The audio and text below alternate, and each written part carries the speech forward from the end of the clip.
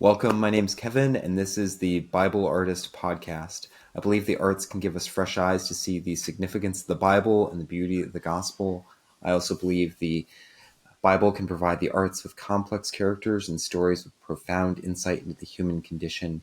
I've been a fan of Bible art for most of my life, and so over the past few years, I've been exploring popular biblical adaptations like The Chosen and encouraging Christian communities to discuss and engage with the arts. For additional resources, including Bible studies, reviews, analysis, character studies, and more, visit thebibleartist.com. And if you like today's video, don't forget to comment, like, and subscribe. Or if you are Dallas Jenkins, please consider joining us for an interview. We've really appreciated your comments, but we've got so many questions that we would love to discuss with you. My friend Kyle Cowgill is with me again, and we are going to debrief episodes 7 to 8 of The Chosen Season 4. So, Kyle, before we dig into the details, just at a broad level, what'd you think of the latest batch of episodes? Well, I really like them, but I have to start with a question from my wife that's unrelated to the show. Are you the Bible artist, or is the Bible artist representing a broader spectrum? That's a good question. Sometimes I refer to myself as the Bible artist. Sometimes I think of it more as like a concept that I am promoting, or like I am a Bible artist, maybe. And Dallas Jenkins and various people from The Chosen would be Bible artists. So like people who take the Bible and create some form of art or adaptation, film, anything like that. They're trying to illuminate the Bible through some sort of creative avenue. That would be what I consider to be a Bible artist. And I am one among many Bible artists, I guess. I gotcha. Okay, cool. So it's not your personal brand necessarily. You're a part of. It is only insofar as like it's my website, but yeah, I wouldn't like claim to be like the. I'm Kevin Keating, the Bible artist, and that's not. Okay, gotcha. It's representative of a broader deal. I get you. Okay, cool. Yeah. By the way, if my cat continually interrupts, I apologize. He's very hungry, and he's a nuisance at the moment, so we'll see. My cat is here, too. I just grabbed a bunch of treats so that, like, if he starts scratching at the door, I can, like, try to distract him with these. So. Oh, dude, you're so much nicer than me. Look what I got. This is what I got. If my cat starts messing up, spray that cat right in the face.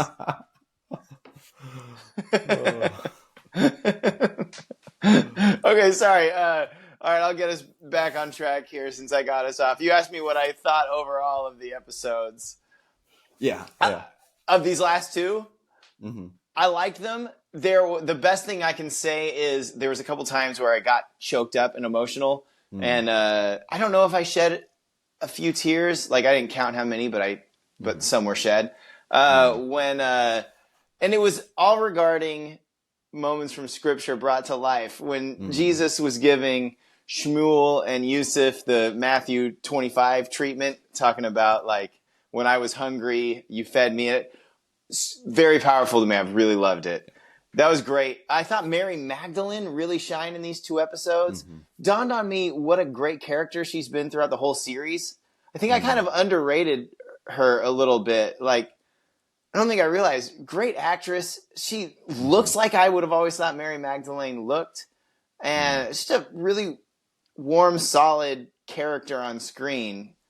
She might be my answer to who my favorite disciple is. Like she's really good. So I thought she was fantastic. And I really liked the flashback to David teaching his son how to prepare the lamb for slaughter. I thought that was a nice scene. Those are just a few of the moments. But overall, Kevin, I'll be honest, slightly muted response to these last two episodes. I didn't get there with them like I did some of the others.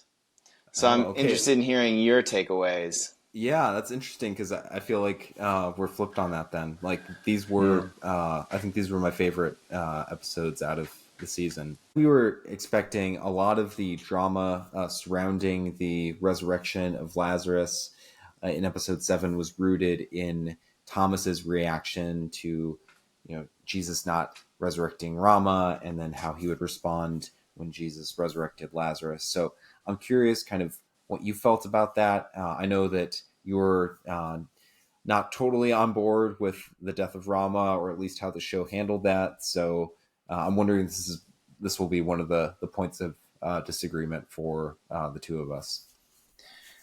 It could be, man, because I'm taking a hard stance. They should not have killed Rama. It's a narrative. It was a narrative miss, in my opinion. Biting off more than they could chew. You kill Rama, and now Thomas becomes the main character. And all the viewer cares about is what Thomas thinks and what Thomas feels. So I feel like if you make that commitment to do something so drastic as kill off a character with the importance of Rama and what she meant to Thomas, you've got to now gear the entire narrative of the season based around that. That's the A story, and everything else is secondary. And I feel like the show halfway committed to that. And that also kind of hurt the show because they took a lot of juice from characters that we already love and have, that they've already established strongly as main characters, like Peter, Matthew, the Sons of Thunder. These guys didn't really have anything to do for the last the last half of the season. And I think it's because that Thomas thing, they knew it was such a monumental deal. There wasn't really enough room to develop other characters and other things, but they also didn't make Thomas the main focus. So I thought that was an issue. The way Jesus handled the issue, I thought was odd. Like, he was distant, and there was this unresolved kind of tension between Jesus and Thomas that never got resolved. And I thought Jesus could have done one or two different things. On the one hand, he could have showcased the leaving the 99 to go get the one, and he could have really invested in Thomas or something, or come alongside him in a bigger way. He really only said a couple of things to him after Rama's death. He sat down with other disciples and joked around with them and talked with them. Yeah. But it was almost like, I don't want to deal with that. Even at the end when Thomas is freaking out and throwing and smashing things, and the disciples are all with him, Jesus says, and it was kind of a cool line, like, he won't hear me tonight. His brothers will carry him through the night. But it was kind of emblematic of a larger issue, which I thought was Jesus just being distant from him. Or you could have gone the other way and had Jesus kind of rebuke him and go anyone who doesn't hate their mother or their brother, doesn't deserve me, sort of thing. Like, hey man, I get it. That sucks. The king is on earth and the kingdom of heaven is at hand. Understand the gravity of the moment. Are you a Les Miserables fan? No, mostly just like secondhand through like various sermons. Like I feel like it's a favorite of different pastors to throw out Les Mis references. No, but I haven't. I might have watched like parts of it, but not the entire thing. Well, there's a line in one of the songs where one of the characters is in love with a girl and doesn't know whether he should fight or not. And the other character, who's like the leader of the army, sings, our little lives don't count at all. Put your love aside. Our little lives don't even count. So I would think maybe Jesus could say, there's something much, much bigger happening here. So you're going to have to put that aside. And that would have been super challenging. So I thought Jesus could have done one of those two. It would have been a little bit more satisfying to me than the hands-off kind of distant approach. It made Jesus seem aloof. And I know I'm ranting. I thought they handled the Lazarus thing a little bit weird. First, it complicates Jesus resurrecting Lazarus, as we know that he didn't resurrect Rama, because Jesus weeps over Lazarus, who's his best friend. He didn't weep over Rama, who'd been following him closely day by day. And furthermore, he seemed to only regard Rama's death in that it affected Thomas. Yeah. You know what I mean? When she died, he's like, I'm so sorry, Thomas. I love you. My father loves you. And I'm sorry it wasn't her time. There was no weeping over her. You know, it was like he didn't even consider her. So I thought that was a miss, and it just made Jesus look worse when he was weeping over his best friend, I thought. And here's an aside. I thought they handled the weeping weird too. He comes and he's like boldly saying, I didn't come for 4 days so that I could show you something. And then he starts to weep. It's a little oddly placed, seems unmotivated. I would have had them bring Jesus to the tomb, and then Jesus sees the tomb and then the sight of that, and maybe the other mourners mourning. I don't know. I would have motivated the weeping a little bit more. It just seemed kind of out of the blue in the episode. But back on track. I'm giving you a whole ADHD like rampage here. Here's what I would have done differently, Kevin. Yeah. This is what tell me, this might suck, all right? I would have given Lazarus a wife. And I would have had her at the tomb weeping. And then the disciple, all the other stuff stays the same. The disciples come with Jesus, with the crowd to the tomb. Thomas among them. Thomas, we don't know what he's going to think. He's being quiet. He's tense, just like he is currently in the episode. Jesus says, roll the stone away. They roll the stone away. Lazarus, wake up. Lazarus, come forth, whatnot. Lazarus comes forth. People are shrieking. Not enough people shrieked. I like that they shrieked. Yeah. We needed more shrieking. That was cool, and I wanted more of that. Lazarus comes in. I liked the shrieking. I thought that was real. Here's what I would have changed. Instead of Thomas falling to his knees saying, what have you done? And doing what we expect Thomas to do. You know, we expect him to lash out at that moment.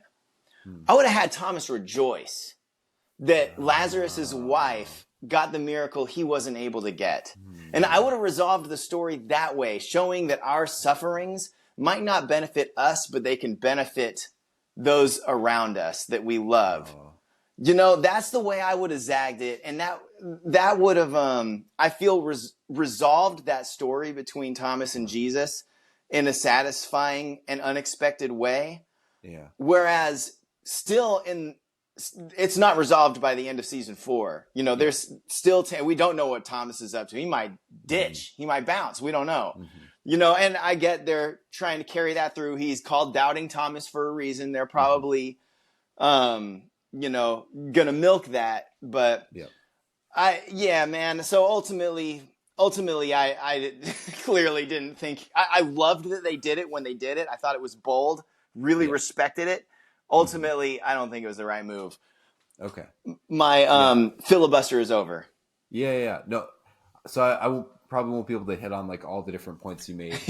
There were some that I think your point on Jesus, like us not getting enough of Jesus's personal mourning for Rama just in and of herself. I like that point, that we didn't see Jesus like weeping over Rama. I think that would have been a really good choice back in, you know, episode 4, 3 or 4 to see Jesus weeping over Rama. So let's see a couple things. You kind of read Jesus as being aloof. How I kind of took the, you know, his comment about like, he's not, he won't hear from me right now. His brothers have to carry him or whatever.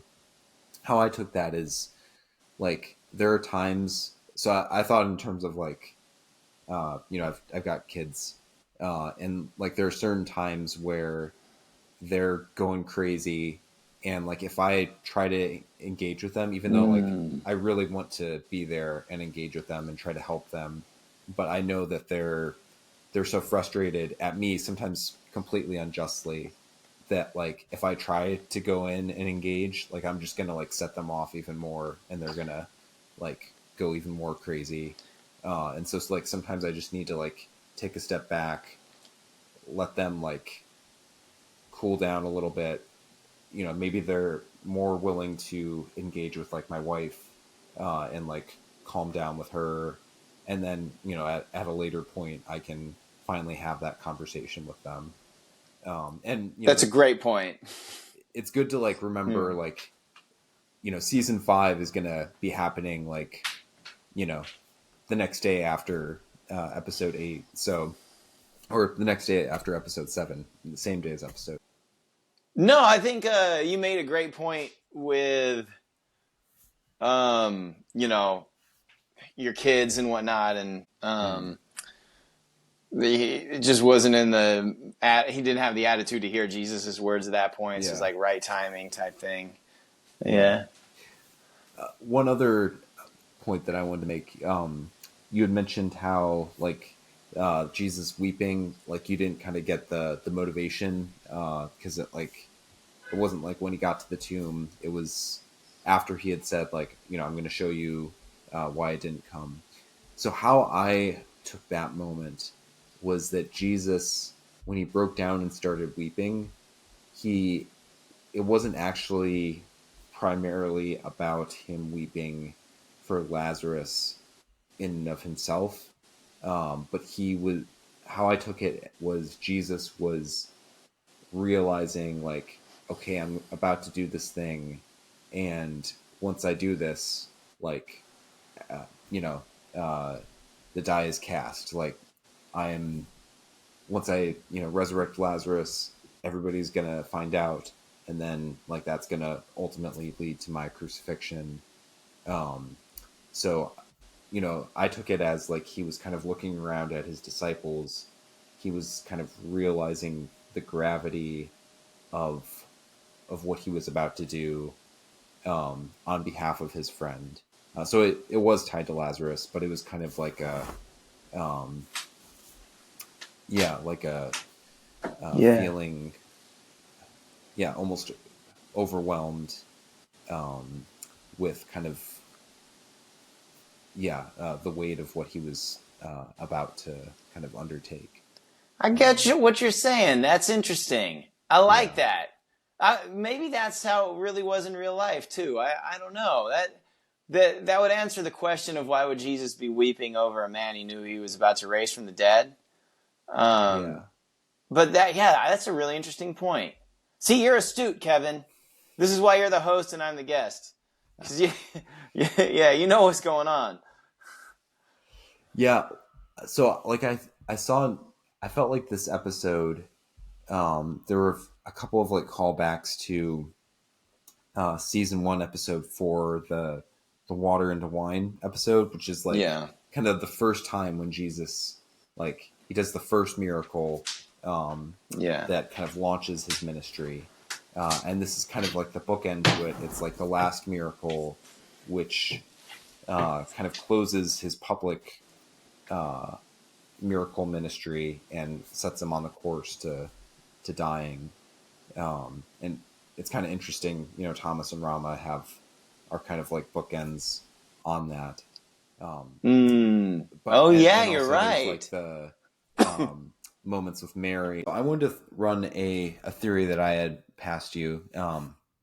So this is why part of what I think is motivating the story that they're doing with Thomas, and especially why they didn't have it resolve at the end of the season. So my theory relates to in the Gospels during the Last Supper. You know, Jesus, he tells the disciples how he, you know, one of them is going to betray him, and all the disciples immediately start arguing. So they don't all immediately point their finger at Judas and be like, "It must be you." Like they seem to not really know who it is. And so my theory is that one of the reasons why the show is kind of distancing Thomas from the rest of the disciples and from Jesus is so that he will appear, at least to the, you know, to the disciples in the show, he will seem like the more likely candidate as the potential betrayer. We, the audience, of course, know that it's Judas. We've seen more of the stuff behind the scenes with Judas himself, and most of us know the story as well. But to the characters who are kind of in the midst of things and who haven't seen all the things behind closed doors, it'll look like, maybe Thomas, he's so frustrated about what happened to Rama that he, is taking that out on Jesus. So I don't know what you think about that as a theory. I think that's a great theory. I hadn't thought of that, but since you say it, I'm sure that's what they're doing. That makes a lot of sense. Yeah, that makes a lot of sense. I don't have anything to add to that, really. I think you nailed it. Let's see. Yeah. Yeah, red herring. Or maybe they'll go a step further and make Thomas the betrayer. Or like, maybe he like is tempted to or something. Yeah, it'll be interesting. Yeah. No, I bet that would be interesting. You'd have to pay that off that he was really, truly faithful the whole time. Like you'd need to solidify him, in my opinion. You need to solidify him as super faithful if he's accused. It'd have to be like give him like something to where like do to kind of really prove like that he's on board, no matter, regardless of the frustrations that he's had.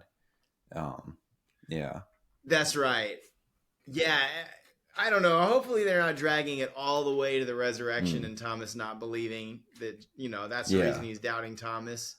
I hope that's. I hope they don't do that. I think it'll be connected, but I hope that it's a little bit more complicated as far as like, it won't be like a straight line from like here to the resurrection. Like lots of events that are happening in between here. So, this is one data point for him that's gonna be difficult, but there are a variety of other things. I'm sure that most of all the death of Jesus itself. Let's move on past the Lazarus stuff. I'm curious. Actually, let's talk a little bit about episode 8. So in episode 8, we see a lot of reactions to the death of Lazarus. So we see, first of all, like Pilate's reaction to Lazarus. What do you think we're supposed to make of Pilate as a character? I think we're supposed to make out that he's young, in over his head, cowardly, selfish, insecure. Those are some words that come to mind. I would pick out all those words as well. I feel like the show is kind of trying to go against what I think often shows up in portrayals of Pilate, or maybe just kind of like what a lot of modern people would associate.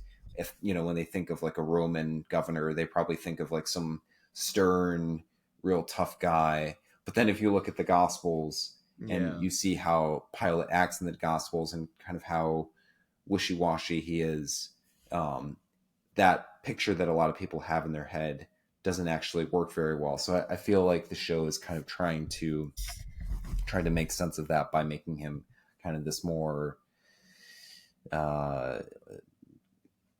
kind of almost like just a boy who, like you said, in over his head. So I'm kind of interested to see where they go with his character. I know. The thing missing from him that I think is clear in the Gospels is that he knows what's right and wrong. Pilate, like in the Gospels, he knows that Jesus shouldn't be put to death. Right? But he succumbs to pressure. And his sin is that he knows what's right and he doesn't do it. He doesn't have the spine. And I don't get that strong sense of justice with this Pilate. Like the conscience. I don't see the conscience in this Pilate yet.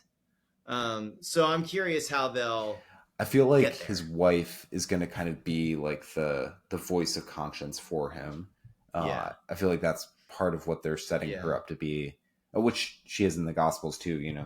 The Gospels mention how his wife comes to him and she's like, please don't, have anything to do with this Jewish prophet. So I feel like kind of how they're setting up things. Speaking of his wife, did you have any thoughts on kind of her interactions with Joanna and those characters in episode 8.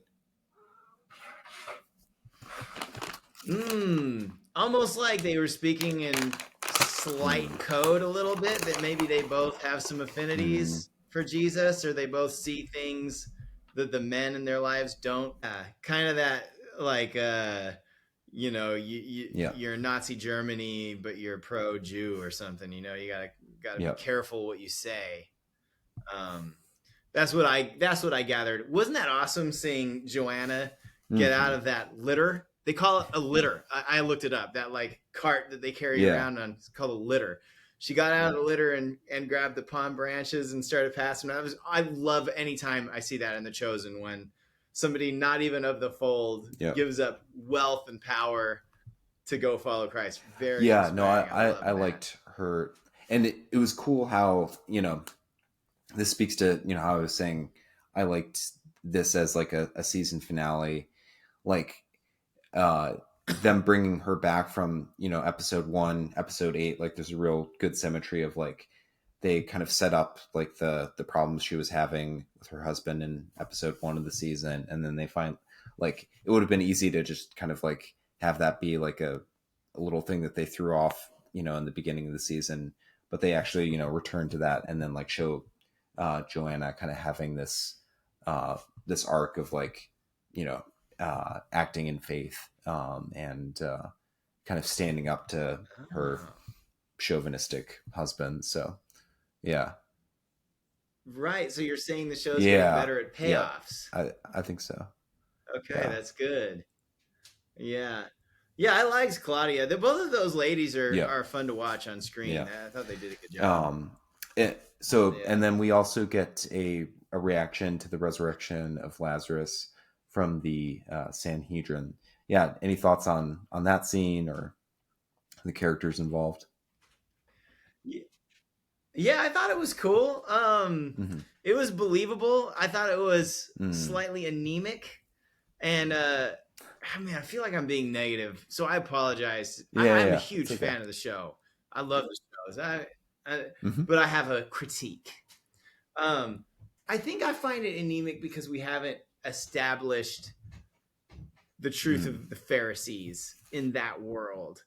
We've seen a couple clashes between them and Jesus, but those are also not that well established because we haven't seen scenes of the Pharisees lording it over the people or saying, look at how much money I'm donating to this church, or, praying loudly with their colorful robes out in the open square. Look at how holy I am, or taking the good seats and kicking a poor person to the back. We haven't seen the relationship between them and the people and the common people. We've heard, the only mention we've had of it was Jesus saying, what do you do for them? What do you do for the people? Like, how do you help them? We haven't seen it. The Gospels are clear with how Jesus is consistently rebuking them for being whitewashed tombs or whatnot, self-righteous and self-seeking. But we only see that in these Sanhedrin meetings, where they're looking out for their own good. So I think that conflict would have been much richer had we seen not only were the Romans oppressing the Jews, but this faction of Pharisees were too. Not all Pharisees. I know not all Pharisees were bad, but how some were abusing their station. Like they were, using trickery of Scripture to get what they wanted. There was that whole portion where Jesus says, like, you basically Corbin out your own goods to the synagogue so that you don't have to take care of your mom and dad. You hoard your own money in a false pretense of giving it to the synagogue so that you don't have to give it to your ailing mother or father. So he calls them out on their hypocrisy a lot. Anyways, I think these synagogue scenes would have been bolstered had we had an establishment of their relationship to the common people, and then therefore why Jesus and them have such a problem. As you're saying that, I definitely agree. Which, that's more of kind of a long-term problem as opposed to like Should have been from season 1. They should have been set that up like episode 1. Like as I kind of am looking back on the show, one of the things that I feel like they've had Shmuel, but I feel like they've had like a couple of scenes here and there. I just feel like I think in a maybe last episode or the one before that, we were going back and forth on whether we felt like there was too much or not enough of the Pharisee scenes. I feel like if they had done some sort of a storyline, which was kind of not directly involved with Jesus, because like the Shmuel storyline he's mostly focused on attacking Jesus, and that's like kind of his point of tension, at least for the first couple seasons.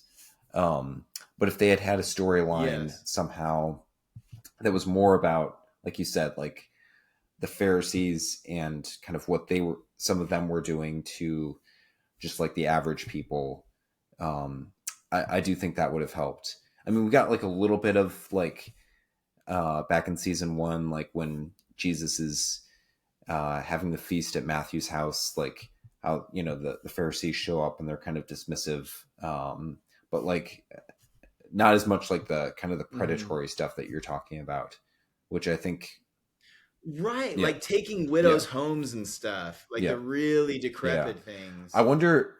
I think that should have been. It seems like they exist in their own world.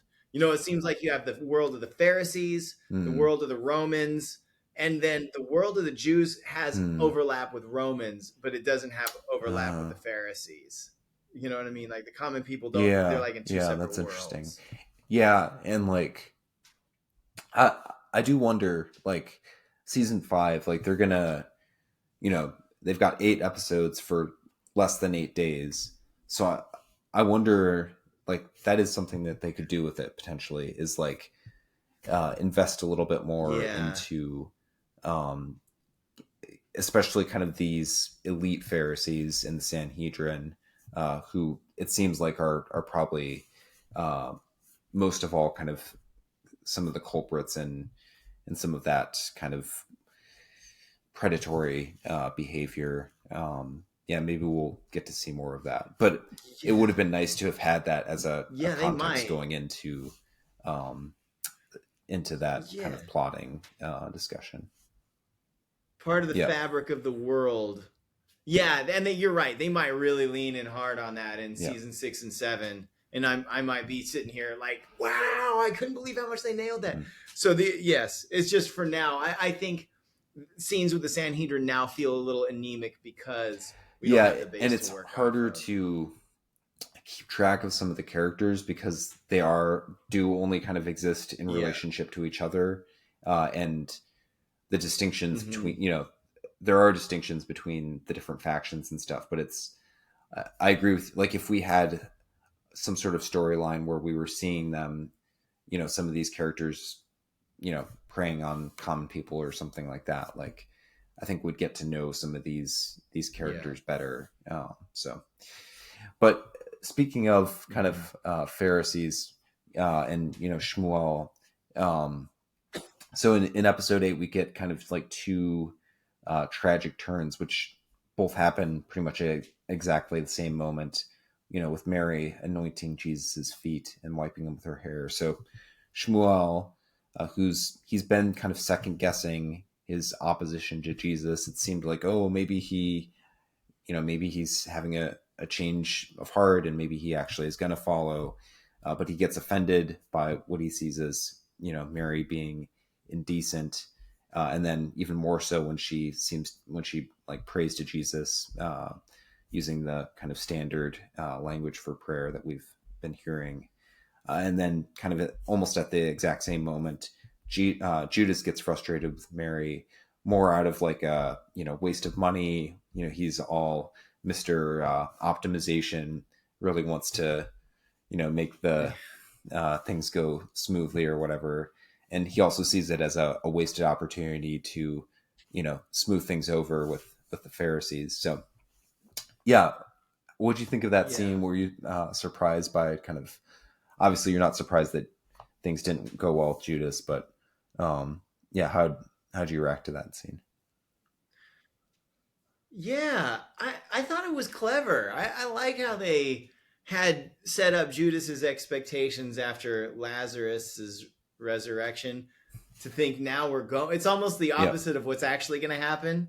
You know, he thinks, oh yeah, now we're about to go rally behind Jesus. The Sanhedrin, everyone's going to come behind us, and we're going to overthrow Rome. It's like exactly the opposite of what's going to happen. The yeah, Sanhedrin's about to kill Jesus, and then he's going to rise again.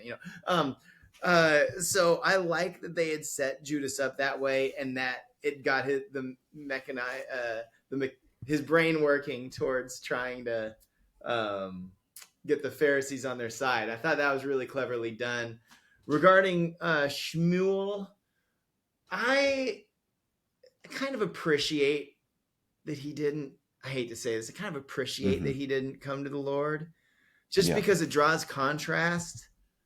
And it's tragic, but he's a guy who yeah, relies on his own understanding, and the wisdom of he's wise in his own eyes, to the extent that his understanding of the audacity of a woman yeah. taking off her hair covering is more important than a man being raised from the dead. Like, he is so sure at what is true Yeah, that he can't see the obvious miracles happening all around. yeah, So I appreciated that they took that hard turn with Shmuel, because some yeah, people are going to have open hearts, but it's got to be on their terms, yeah, and it has to make sense to them, and they need their questions answered, yeah, or else they're not going to have faith. And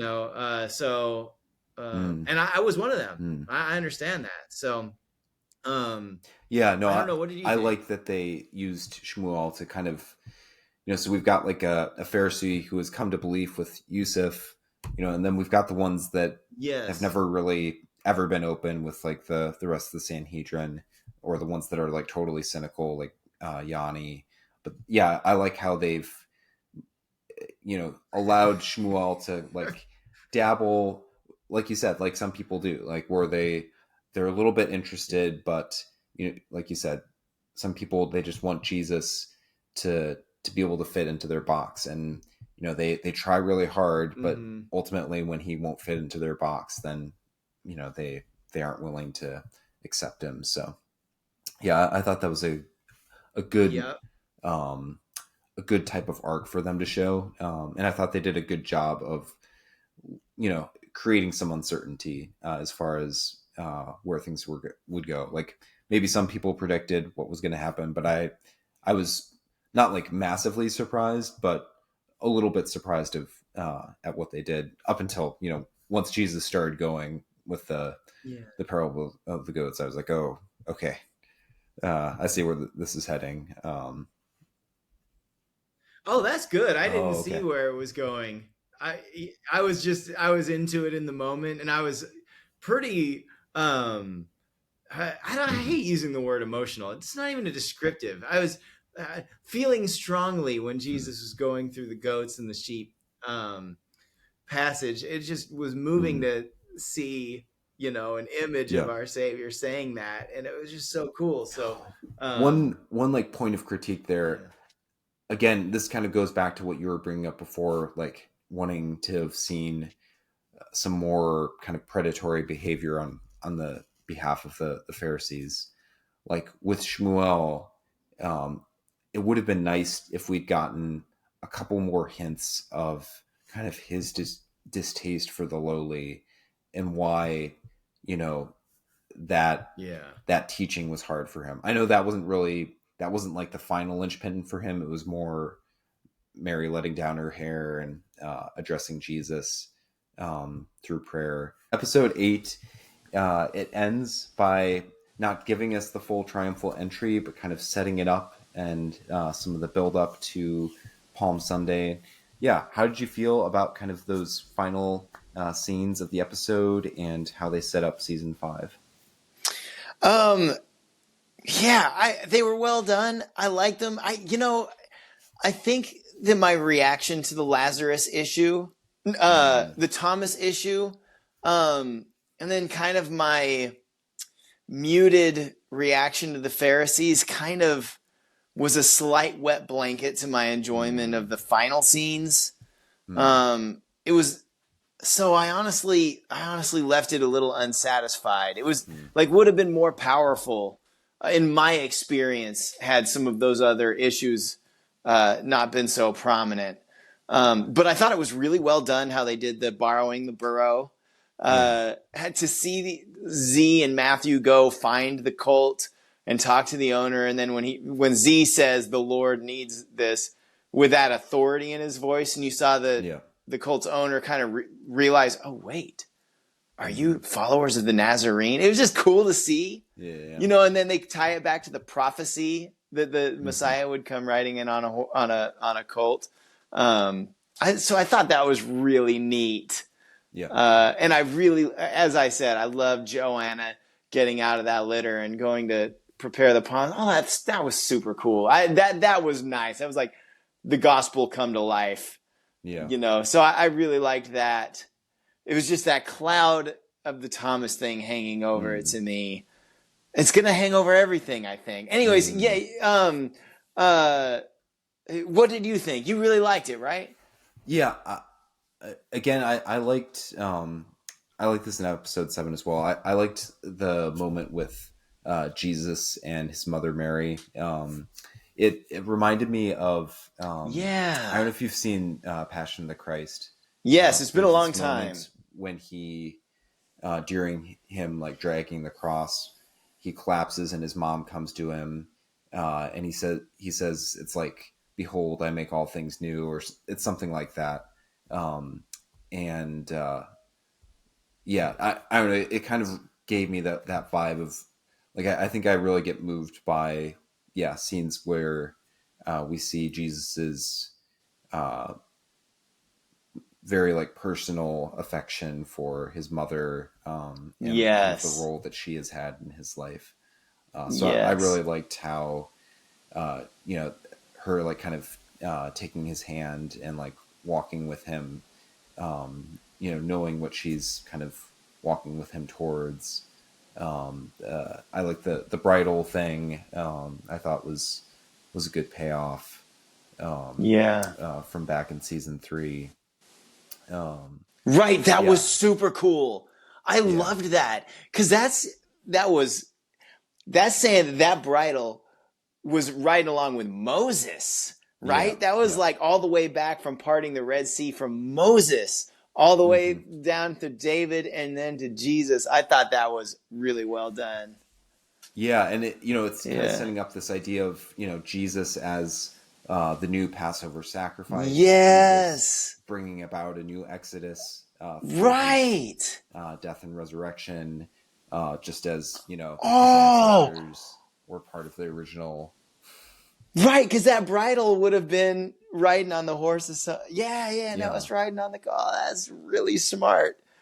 Big applause to the show. That's a really good touch. Yeah, so I definitely liked that. And, it also symbolizes, Joseph's contribution to his life. Right. So, I definitely liked kind of all of that and how they made it a really emotional moment for him. I liked how they, brought back some of the secondary characters too. Like I don't know if I would have specifically chosen the Jesse, Simon Z's brother, and Veronica as the characters that are kind of getting the crowd, but I mean, they were fine. But I like that they, brought back, some characters from the past, and then we had, some of the people from Capernaum come up and join them. So I liked how they are kind of pulling together some of the strands of the show that we've seen so far, he's kind of getting propelled into season 5. I'm at least like excited for what's ahead. And it'll be really, like, I feel like the next year, as anticipating season 5, there's going to be a lot more, like, we know a lot more about what's going to come in season 5. There's still mysteries, still a lot of things that they can do creatively, but like, it's not like, a grab bag of like whichever miracles they decide to pick out. Like, yeah, so I definitely was left with a sense of anticipation for what's ahead. Yeah. Okay. Yeah. Just one question. So now we're about to get into the real deal, into Holy Week. Do you feel like the 4 seasons that we've had has been satisfying enough for you to get us to Holy Week, or would you have wanted to see more? Yeah. I probably could have done with one more season before Holy Week. Yeah, I think I probably could have. But yeah, I don't know kind of all the calculus that went into their plans. What about you? Yeah, I could have done with more. It still almost feels like Jesus and his disciples are in the early to middle stages of their ministry. It doesn't feel, and there's budget constraints. So I understand, but it doesn't feel like the fervor has reached this boiling point. In the Gospels, Jesus is thronged by multitudes. Yeah. And you can't do that if you don't have the money and the resources to do it. Maybe they could have creatively, hired a bunch of extras for 1 or 2 days and just shot a bunch of different locations and scenes, like montage things or whatnot, to kind of build that up a little. I don't know. I also just think there's so many great stories that happened before Holy Week that I would have just personally loved to see. But man, yeah, dude, I'm loving the show, and I'm really interested in how they're gonna tell the rest of this story. Yeah. We will get a chance to kind of do a little bit of maybe more some more debrief of season 4 and some of the big picture stuff that we've talked about, and maybe some predictions. Thanks everybody for listening, and Godspeed. You want to see my cat? This is for the show. This has got to go in the show. This is not the offender. That's Ruprecht. He's the good one.